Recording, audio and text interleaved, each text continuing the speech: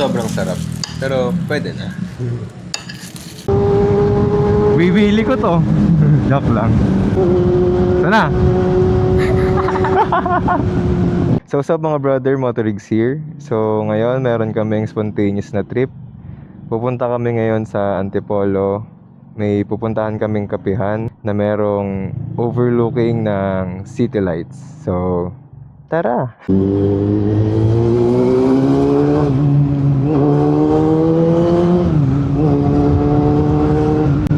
Umukay na yung tunog niya, love. Ha? Umukay na yung Oo tunog nga. niya.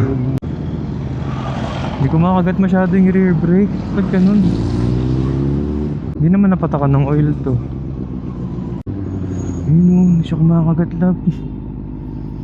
Bilyar na lang tayo. Gusto rin namin matry dyan guys eh, Apex Arena. Bagong tayo lang. Daming tao. Pakita lang ako kay Mother Earth. So dito tayo sa Ross guys. Oh ha.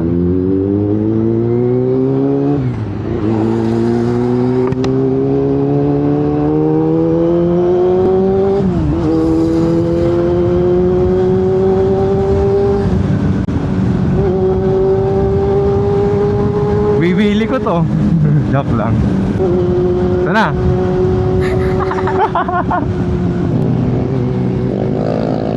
Ganda ng Giorno. Na-excite na ako sa sprocket na ano, parating. Baka tumama speed ko ng 300. Joke lang. Walang traffic ah. So guys, ito na kami sa Buendia.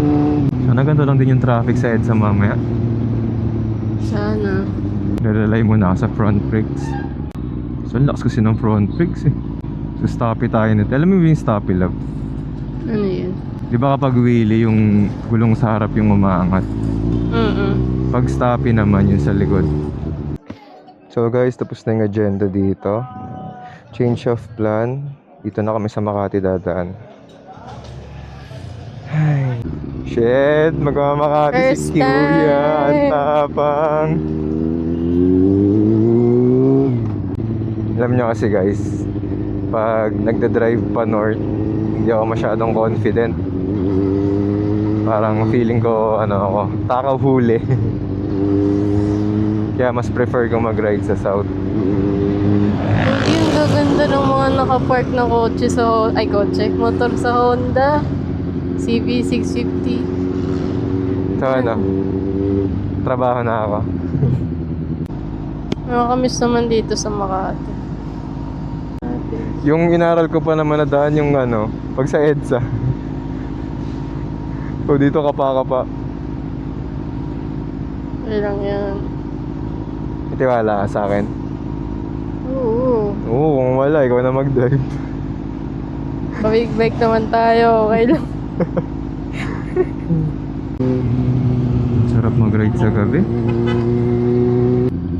Sa gabi ang makakalaban mo na lang traffic eh. Tsaka yung init ng kotse na makakasabay mo. Pero mas payapa. Mas chill. May speed limit ba dito? 60 rin? Love, wala. Oo, ata. Alam ko dito yung ano eh, gitrending lagi na madaming buwaya daw na enforcer. Kaso wala sila ngayon. Pahinga, nag-hibernate. Ang haba rin pala ng Buendia Avenue, no? Yeah. Akala ko yung Buendia Avenue hanggang dun lang sa crossing. So kakababa lang namin ng Kalayaan flyover ba tawag doon? Yes. Then nandito na kami sa EDSA. Di na kami, ay nung kung doon pala tayo dumaan love sa may ano, sa may Heritage. Ah. Mas matatagalan tayo. Mas mabilis pala doon sa dinaanan natin ngayon, Buendia. Traffic ba sa Heritage ngayon? Oo, lagi naman eh. Lalo yung bandang Metro Point. Bagay.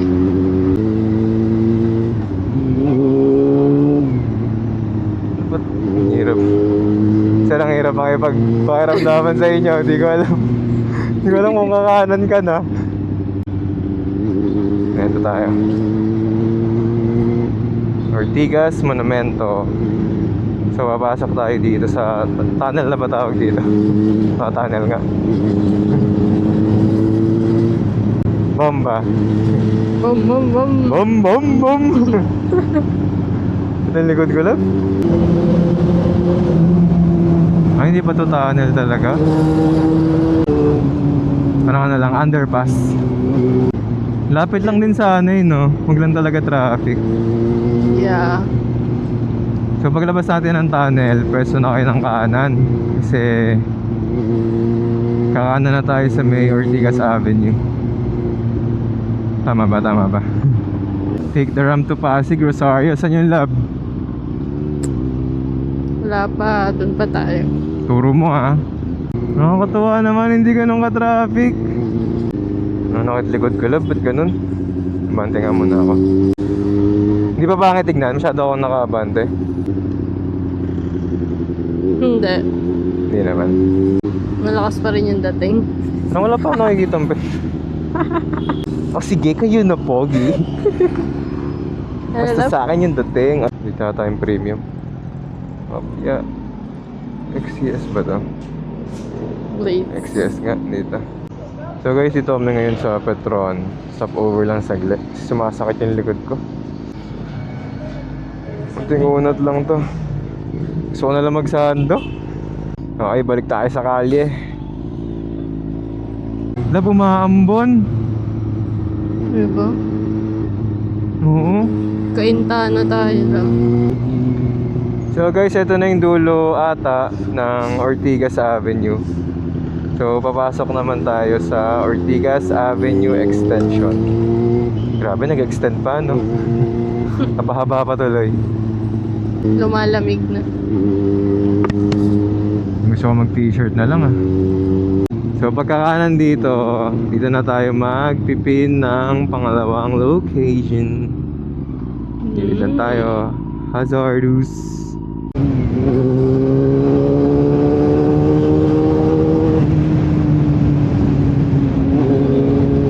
Eyot. Yun mo. Eyot. Sige po. Cute. So guys, andito na tayo sa Don Mariano, Santos Avenue.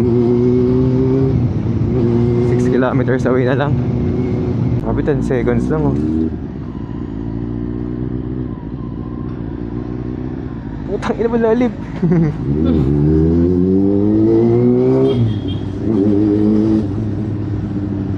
Hey boss. Pasok po, pasok.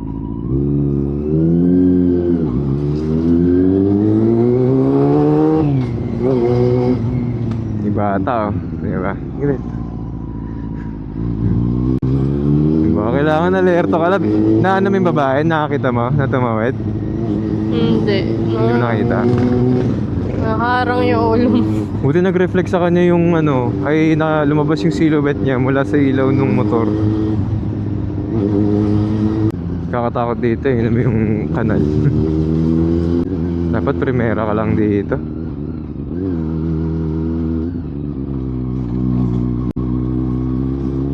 Counterlane. Nakatakot yung daan.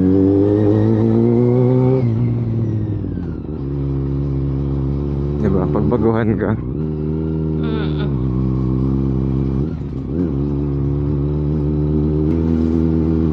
Parang kakapusin.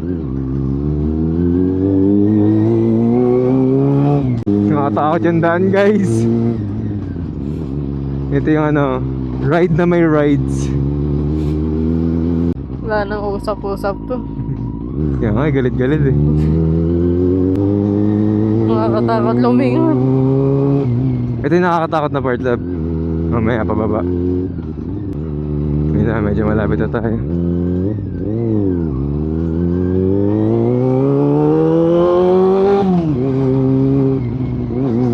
Tatakot to. Ito na. So ito guys yung Cityscape Cafe. Ang ganda yung view dito sa harap niyan eh. Yun oh.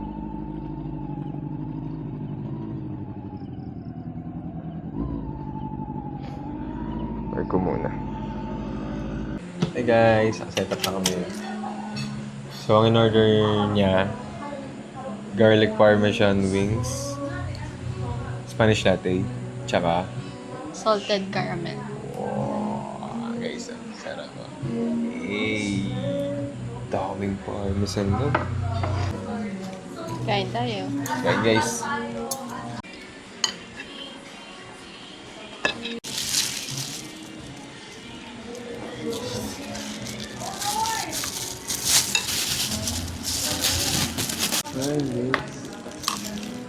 So, ano lang?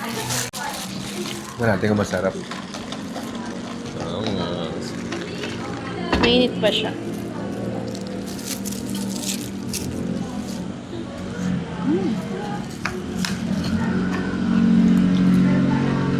Pwede na.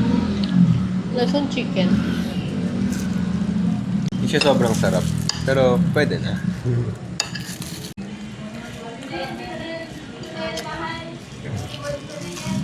$2.95 yan, 6 pieces. Sabon sila, no? Wala. Delicates. Kakamay na ako. Hindi na kaya. Yung coffee nila, saktuhan lang. Ang wrong move tayo dito. Kaya palang ang baba ng reviews nila. Sinik mo. Kami kasi bago kumain, lagi namin din tinitignan yung reviews. Nagre-rely kami doon. Kahit gaano kaganda yung place, kung pangit yung lasa ng pagkain, hindi kami tumutuloy. Ngayon kasi, yung dapat napupuntahan namin, sarado na. Medyo kinapos kami ng oras. Masarap lang sa kanila yung kanin eh. Dinurado ata to, Jasmine rice. Kain lang muna kami. Bye-bye! So guys, kakatapos na namin kumain. Pakita namin sa inyo yung view sa labas. Wow! Sana kita nyo yung city lights. Sturdy naman ba? Tara, testingin natin. Yung nakakatakot. Guys, ito yung cityscape. Tanaw na to, no? Eh, hindi. Ito yung lab eh. Mababali. Yung akong isugal. Ano lang ito eh. Cheap Shopee tripod. Ito yata ang safest. Ayun. Mababaw lang. So guys, kakatapos lang namin mag-pack up. Pababa na din kami. Medyo nakakatakot guys kasi patirik.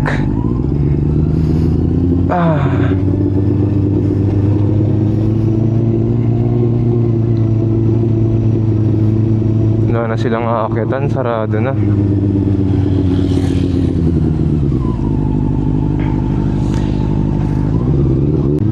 Ang mapapayo ko lang sa inyo guys, pag first time yung pupunta sa ganito katarik na lugar, ano lang kayo, chill lang, bagalan nyo lang. Kasi hindi nyo alam kung last day nyo na ba. Joke lang. First time din namin dito magmotor eh. Yun oh, grabe oh. Di na corner yan eh, si Iko na yan eh oh. Sabi sa'yo, nakakatakot yung daan eh. Bagalan mo lang na ba? Hindi lang. Sakit ng legs ko.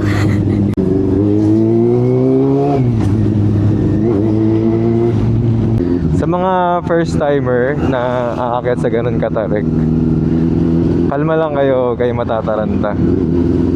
Pagpababa kayo, gamitan nyo lang ng engine brake. Tapos huwag nyo ibababad yung pinaka-brake nyo.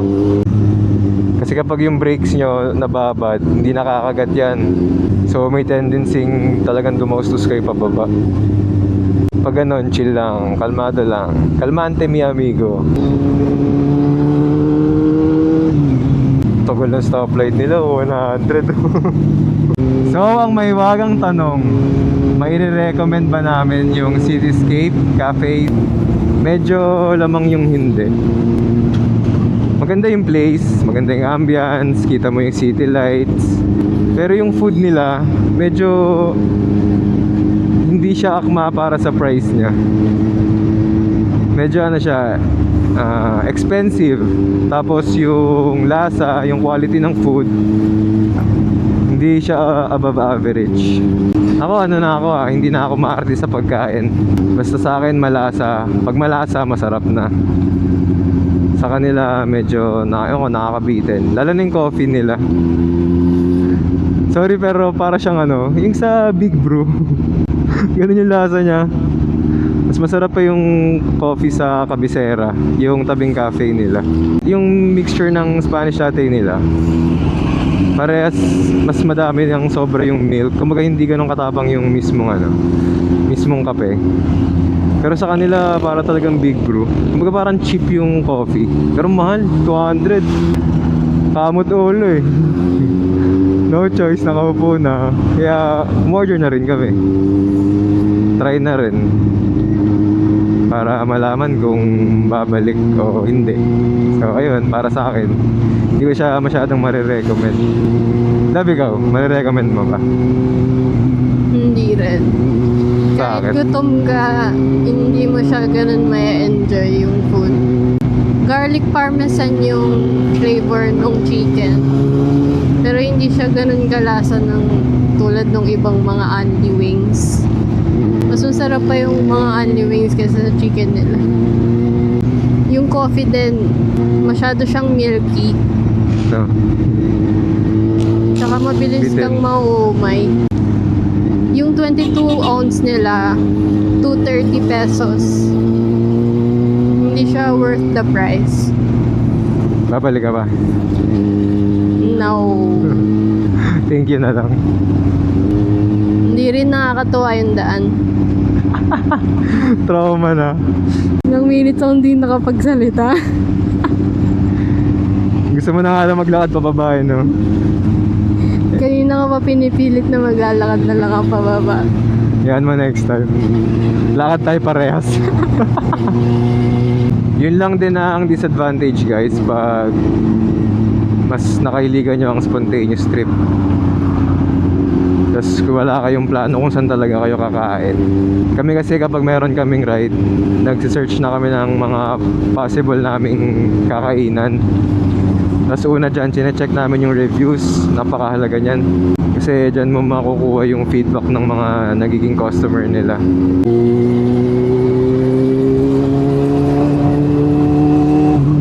Itong flyover na to guys, ang tagus nito sa may Terminal 3. Bali, mas malapit na siya sa Baclaran. Mas mabilis na yung biyahe namin pa uwi since wala na ring traffic. Kasi pag sa Metro Point pa kami dumaan, baka doon pa kami matraffic ng malala. Kasi doon kahit anong oras, traffic talaga eh. Ito na medyo safe option. So balik dun sa sinasabi ko kanina. Pag nagre-ride kasi kami, ugali na namin yung maghahanap na kami ng mga possible naming makakainan. Para at least aware na kami kung anong food meron, kung masarap ba o hindi, kung marirecommend ba siya ng lahat, ganun. Para una hindi nasasayang yung pera, tapos pangalawa, yung mas ma-enjoy namin yung food. Kapag yung rating sa food medyo mababa, basta yung sa coffee is magandang rating, like talagang madami nagsasabing masarap, medyo go na kami doon. Kasi sa food naman hindi naman kami ganun kaarte. Pero wag naman yung hindi na nga ganun kasarap tas kamahalan pa, parang hindi na siya worth it.